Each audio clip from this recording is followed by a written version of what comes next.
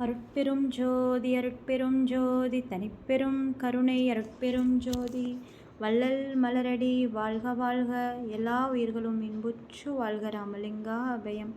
ஜீவகாருண்ய ஒழுக்கம் முதற் பிரிவின் தொடர்ச்சி. பசியின் அவத்தை.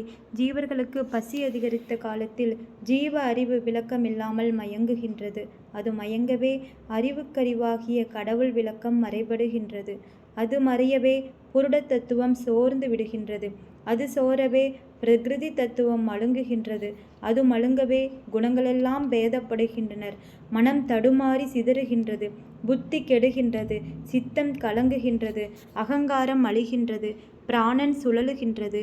பூதங்களெல்லாம் புழுங்குகின்றனர். வாத பித்த சிலேட்டுமங்கள் நிலைமாறுகின்றனர். கண் பஞ்சடைந்து குளிந்து போகின்றது. காது கும்மென்று செவிபடுகின்றது. நா உலர்ந்து வரலுகின்றது. நாசி குலைந்து அழல்கின்றது.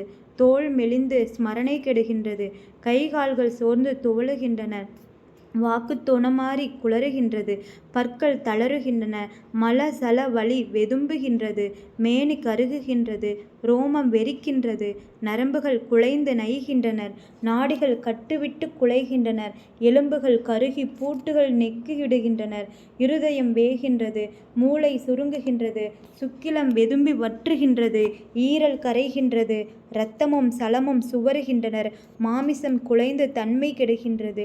வயிறு பகீரென்று எரிகின்றது. தாப சோபங்கள் மேன்மேலும் உண்டாகின்றனர். உயிரிழந்து விடுவதற்கு மிகவும் சமீபத்த அடையாளங்களும் அனுபவங்களும் மேன்மேலும் தோன்றுகின்றனர். பசியினால் இவ்வளவு அவத்தைகளும் தோன்றுவது ஜீவர்களுக்கெல்லாம் பொதுவாகவே இருக்கின்றது.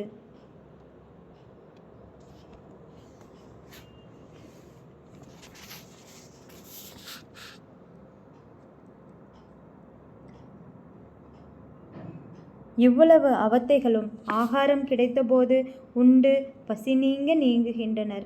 அப்போது தத்துவங்களெல்லாம் தழைத்து உள்ளம் குளிர்ந்து அறிவு விளங்கி அகத்திலும் முகத்திலும் ஜீவகளையும் கடவுட்களையும் துளும்பி ஒப்பில்லாத திருப்தி இன்பம் உண்டாகின்றது. இப்படிப்பட்ட இன்பத்தை உண்டு பண்ணுகின்ற புண்ணியத்துக்கு எந்த புண்ணியத்தை இணையென்று சொல்லலாம்? இந்த புண்ணியத்தை செய்கின்ற புண்ணியர்களை எந்த தெய்வத்துக்கு சரியென்று சொல்லலாம்? எல்லா தெய்வங்களுக்கும் மேலாகிய கடவுள் அம்சமென்றே சத்தியமாக அறிய வேண்டும்.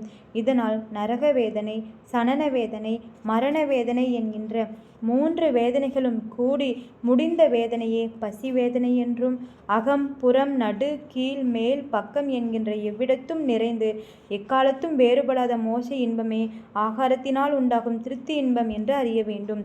பசி என்பது ஒரு உபகார கருவி. பசி இல்லாவிடில் ஜீவர்கள் ஆகாரம் குறித்து ஒருவரையொருவர் எதிர்பார்க்க மாட்டார்கள்.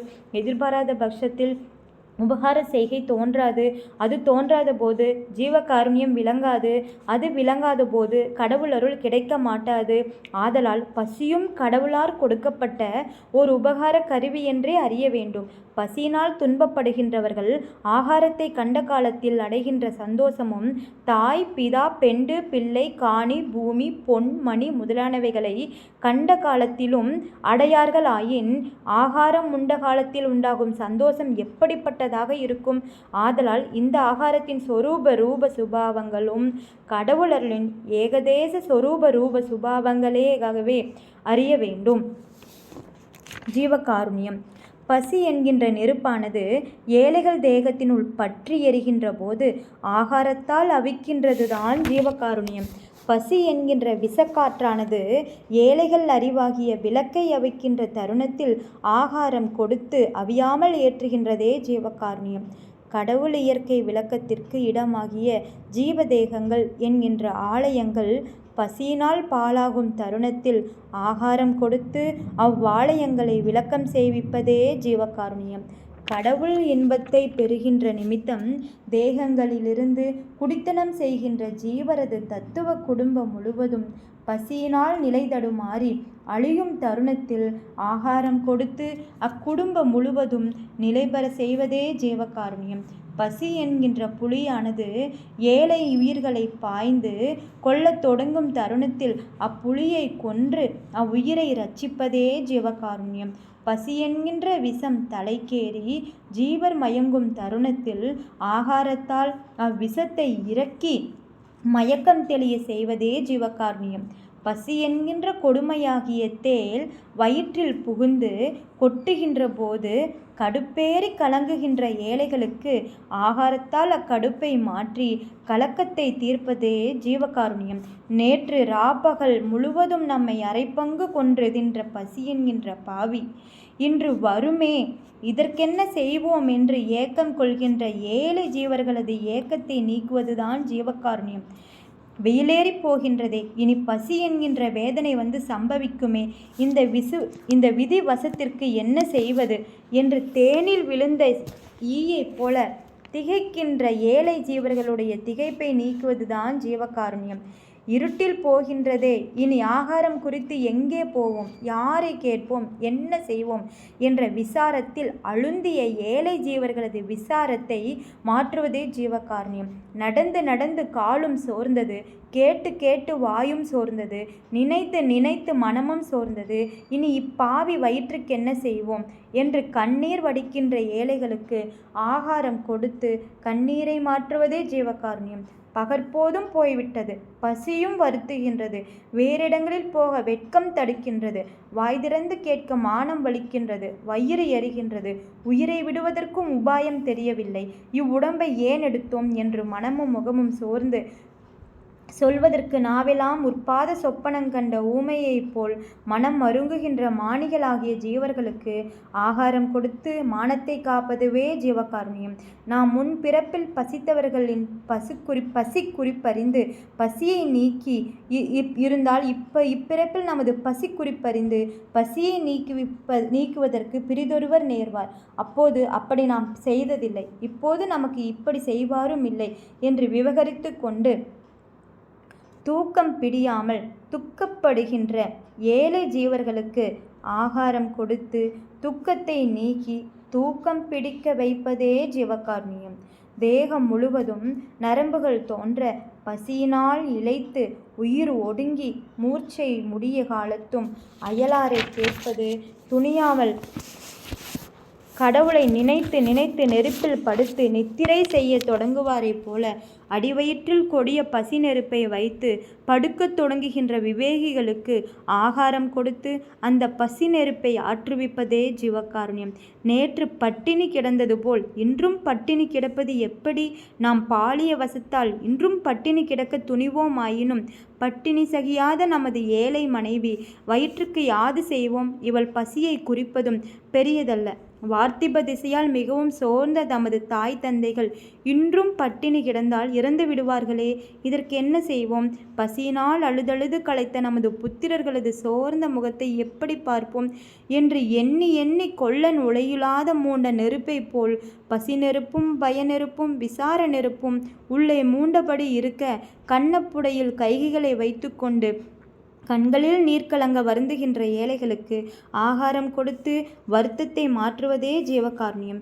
கண், கை, கால் முதலிய உறுப்புகளில் குறைவில்லாதவர்களாகி ஆகாரம் சம்பாதிக்கத்தக்க சக்தியுள்ளவர்களும் பசியால் வருந்தி இதோ படுத்திருக்கின்றார்கள்.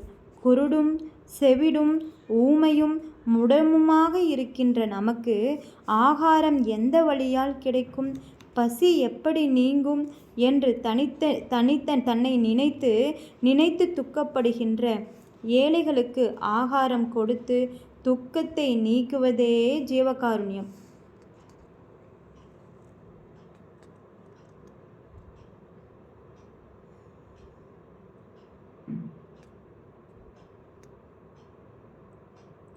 பசியினால் வருந்துகின்றவர்கள் எந்த தேசத்தாராயினும் எந்த சமயத்தாராயினும் எந்த சாதியாராயினும் எந்த செய்கையாராயினும் அவர்கள் தேச ஒழுக்கம், சமய ஒழுக்கம், சாதியொழுக்கம், செய்கையொழுக்கம் முதலானவைகளை பேதித்து விசாரியாமல் எல்லா ஜீவர்களிடத்தும் கடவுள் விளக்கம் பொதுவாய் விளங்குவதை அறிந்து பொதுவாக பார்த்து அவரவர் ஒழுக்கத்திற்கு தக்கபடி அவர்கள் பசியை நிவர்த்தி செய்விப்பதே ஜீவகாருண்யம். சன்மார்க்க ஒழுக்கத்திற்கு ஒத்த சத்துவ ஆகாரத்தால் பசி நிவர்த்தி செய்து கொள்ளத்தக்க மிருகம், பறவை, ஊர்வன, தாவரம் என்கின்ற உயிர்களுக்கு பசி வந்தபோது பசியை நிவர்த்தி செய்விப்பதே ஜீவகாருண்யம். பசியை நிவர்த்தி செய்து கொள்ளத்தக்க புவன போக சுதந்திரங்களை பெறுதற்குரிய அறிவிருந்தும் பூர்வ கர்மத்தாலும் அஜாக்கிரதையாலும் அச்சுதந்திரத்தை பெற்று கொள்ளாமல் பசியினால் வருந்துகின்ற ஜீவர்களுக்கு ஆகாரம் கொடுத்து அந்த பசி வருத்தத்தை நீக்கி திருப்தி இன்பத்தை உண்டு பண்ணுவதற்கு காரணமாகிய ஜீவகாருண்யம் என்கின்ற திறவுகோலை கொண்டு தான் மோட்சமாகிய மேல் வீட்டு கதவை திறந்து கொண்டு உள்ளே புகுந்து எக்காலத்தும் அழியாத இன்பத்தை அனுபவித்து வாழ வேண்டும். ஆகலில் ஜீவகாருண்யம் என்கின்ற மோட்ச வீட்டு திறவுகோலை காலமுள்ள போதே சம்பாதித்து கொண்ட சமசாரிகள் சரியை, கிரியை, யோகம், ஞானம் என்கின்ற சாதன சகாயங்களை வேண்டாமல் எக்காலத்தும் அடையாத இன்ப வீட்டை அடைந்து அவ்வீட்டு கதவை திறந்து கொண்டு உள்ளே புகுந்து நித்திய முத்தர்களாய் வாழ்வார்கள்.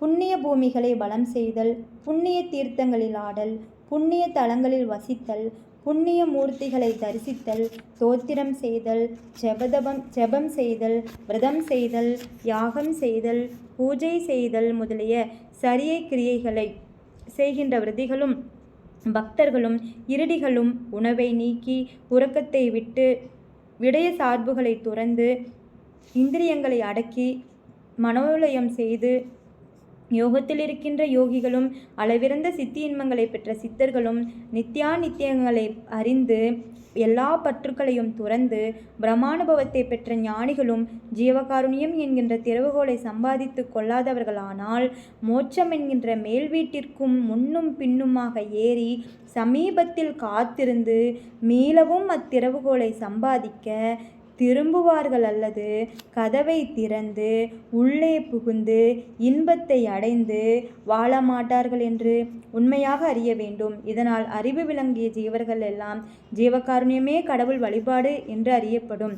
அன்றியும் ஜீவகாருண்ய ஒழுக்கத்தை உடையவர்களாகிய அருந்தல், பொருந்தல் முதலிய பிரபஞ்ச போகங்களை அனுபவிக்கின்ற சமசாரிகள் எல்லாம் சர்வ சக்தியுடைய கடவுள் அருளுக்கு முழுவதும் பாத்திரமாவார்கள். ஜீவகாருண்ய ஒழுக்கமில்லாமல் ஞானம், யோகம், தவம், விரதம், ஜபம், தியானம் முதலியவைகளை செய்கின்றவர்கள் கடவுள் அருளுக்கு சிறிதும் பாத்திரமாகார்கள். அவர்களை ஆன்ம விளக்கம் உள்ளவர்களாகவும் நினைக்கப்படாது. ஜீவகாருண்யம் இல்லாது செய்யப்படுகின்ற செய்கைகள் எல்லாம் பிரயோஜனமில்லாத மாயாஜால செய்கைகளே ஆகும் என்று அறிய வேண்டும்.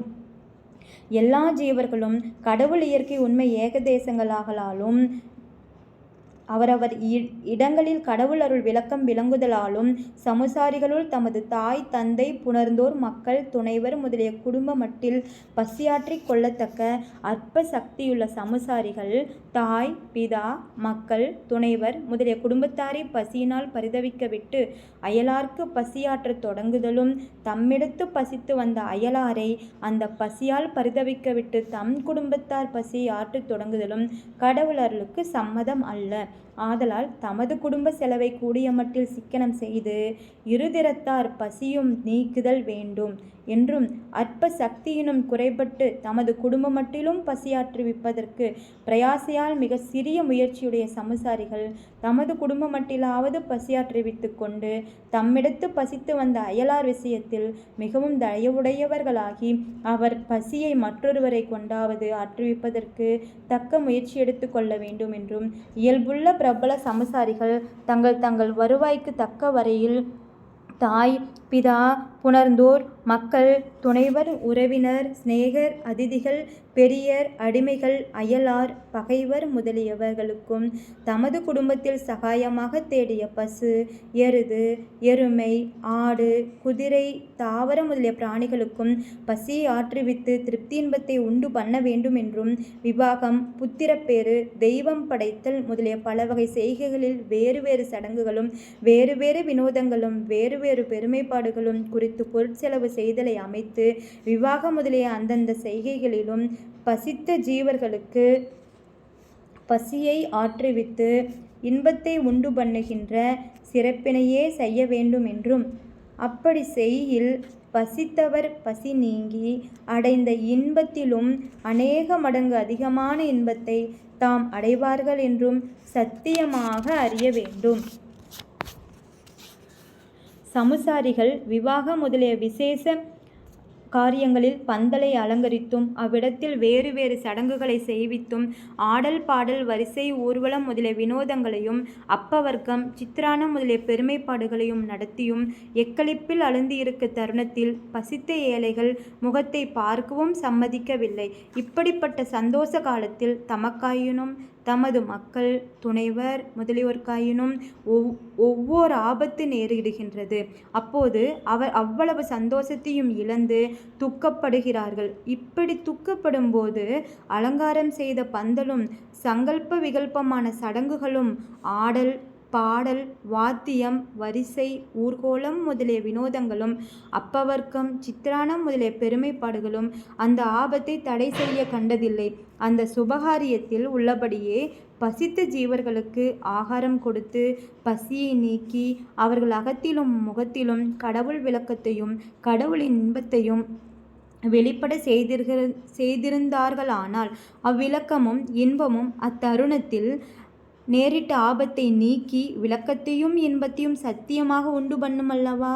ஆகலில் விவேக முதலிய விசேஷ செய்கைகளிலும் தங்கள் தங்கள் தரத்திற்கு ஒத்தபடி பசித்தவர்களது பசியை ஆற்றுவித்து திருப்தி இன்பத்தை உண்டு பண்ணுவது முக்கியமென்று அறிய வேண்டும்.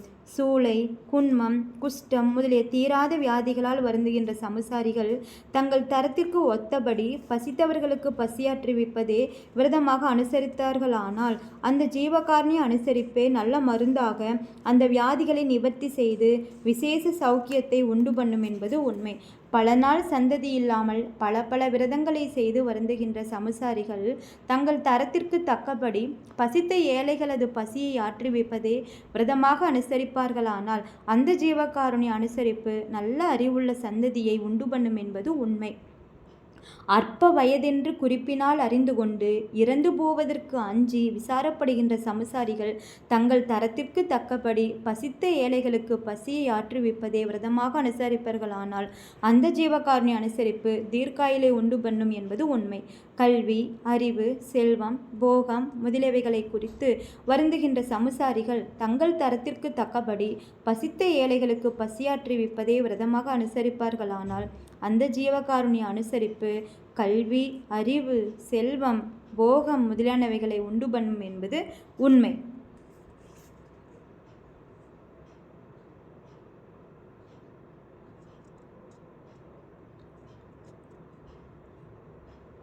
பசித்தவர்களுக்கு பசியாற்றுவிப்பதே விரதமாக கொண்ட ஜீவகாருண்யம் உள்ள சமுசாரிகளுக்கு கோடையில் வெயிலும் வருத்தாது மண்ணும் சூடு செய்யாது. பெருமழை பெரும் காற்று பெரும்பனி பேரிடி பெருநெருப்பு முதலிய உற்பாதங்களும் துன்பமும் செய்விக்க மாட்டா. வீடு சிகை விசக்காற்று விசசுரம் முதலிய அசாத்திய பிணிகளும் உண்டாகா. அந்த ஜீவகாருண்யம் உள்ள சமுசாரிகள் ஆற்று வெள்ளத்தாலும் கள்ளர்களாலும் விரோதிகளாலும் கலக்கப்படார்கள். அரசர்களாலும் தெய்வங்களாலும் அவமதிக்கப்படார்கள். ஜீவகாருண்யம் உள்ள சமுசாரிகளது விளைநிலத்தில் பிரயாசையில்லாமலேயே விளைவு மேன்மேலும் உண்டாகும். வியாபாரத்தில் தடையில்லாமல் லாபங்களும் உத்தியோகத்தில் கெடுதியில்லாத மேன்மையும் உண்டாகும். சுற்றங்களாலும் அடிமைகளாலும் சூழப்படுவார்கள். துஷ்ட மிருகங்களாலும் துஷ்ட ஜந்துக்களாலும் துஷ்ட பசாசுகளாலும் துஷ்ட தெய்வங்களாலும் பயஞ்செய்யப்படார்கள். ஜீவகாருண்யமுள்ள சமுசாரிகளுக்கு எப்படிப்பட்ட ஆபத்துக்களும் அஜாக்கிரதையினாலும் ஊழ் வகையினாலும் சத்தியமாக வராது.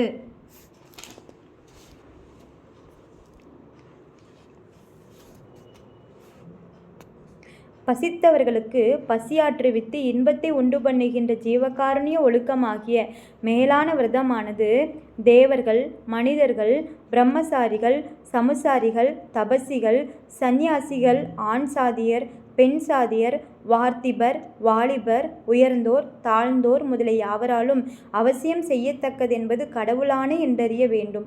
பசித்தவருக்கு பசியை நீக்குகின்ற விஷயத்தில் புருஷனை பெண் சாதி தடுத்தாலும் பெண் சாதியை புருஷன் தடுத்தாலும், பிள்ளைகளை தந்தை தடுத்தாலும், தந்தையை பிள்ளைகள் தடுத்தாலும், சீடனை ஆசாரியர் தடுத்தாலும், அடியாரை ஆண்டவன் தடுத்தாலும், குடிகளை அரசன் தடுத்தாலும், அந்த தடைகளால் சிறிதும் தடைபடாமல் அவரவர் செய்த நன்மை தீமைகள் அவரவரை சேருமல்லது வேறிடத்தில் போகாவென்பதை உண்மையாக நம்பி ஜீவகாருண்ய ஒழுக்கத்தை நடத்த வேண்டும் என்றும் அறிய வேண்டும்.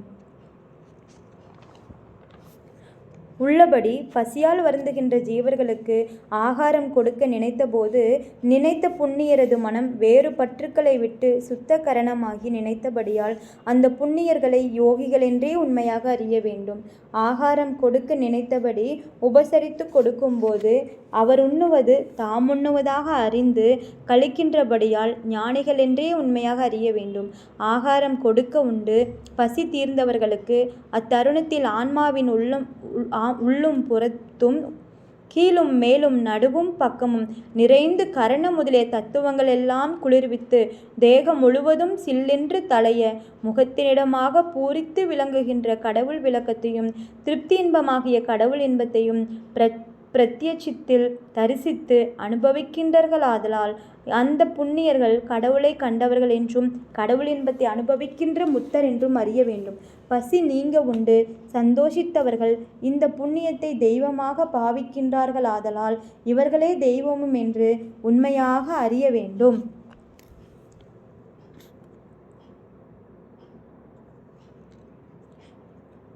ஜீவகாருண்ய ஒழுக்கம் உடையவர்களாகி ஜீவர்களை பசி என்கின்ற அபாயத்தினின்றும் நீங்க செய்கின்ற உத்தமர்கள் எந்த ஜாதியாராயினும் எந்த சமயத்தாராயினும் எந்த செய்கையுடையவர்களாயினும் தேவர் முனிவர் சித்தர் யோகர் முதலிய யாவராலும் வணங்கத்தக்க சிறப்புடையவர்கள் ஆவார்கள் என்று சர்வ சக்தியுடைய கடவுள் சாட்சியாக சத்தியம் செய்யப்படும் என்று அறிய வேண்டும். இன்னும் இந்த ஜீவகாருண்ய ஒழுக்கத்தின் விரிவை சமரச வேதத்தில் கண்டு கொள்ளலாம். திருச்சிற்றம்பலம். ஜீவகாருண்ய ஒழுக்கம் முதற் பிரிவு முற்றிற்று.